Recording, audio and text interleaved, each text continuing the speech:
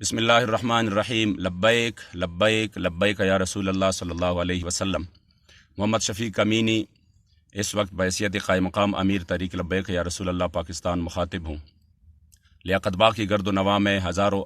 کارکنان موجود ہے جو کہ جن کی جذبات بھی کافی بھڑکی ہوئی ہیں اور وہ ایک اشارے کے منتظر ہیں،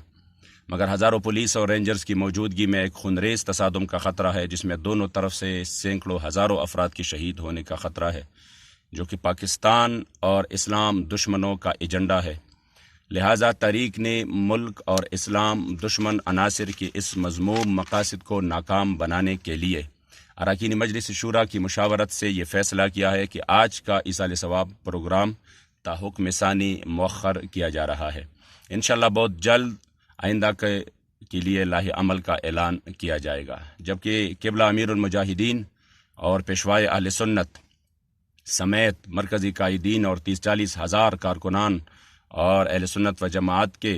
جتنی بھی اسیران ختم نبوت ہے، حکومت وقت سے ہم مطالبہ کرتے ہیں کہ فی الفور ان تمام اسیران ختم نبوت کو رہا کرے۔ اس ملک کے سواد اعظم اہل سنت و جماعت کی پرامن لوگوں کو اشتعال نہ دلائے۔ اگر آپ کی یہ خواہش ہے کہ ملک میں افراتفری ہو اور ہر روز ہزاروں لاکھوں پولیس رینجرز روڈوں پر ہو اور ہم ان کے سامنے روڈوں پر ہو، تو بے شک اپنا خواہش پورا کر لے، مگر عاشقان رسول کسی بھی صورت آسیہ ملعونہ کو باہر نہیں جانے دیں گے۔ ہم سمجھتے ہیں کہ یہ گرفتاریاں اور یہ پکڑ دکڑ یہ سب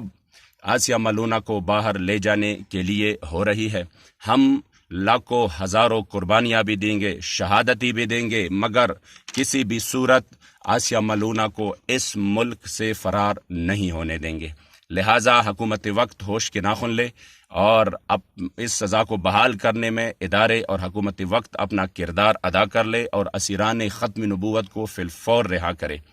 اور اس ملک کو خانہ جنگی سے بچائیں۔ بصورت دیگر تمام تر حالات کی ذمہ داری حکومت وقت پر ہوگی۔ لبیک لبیک لبیک یا رسول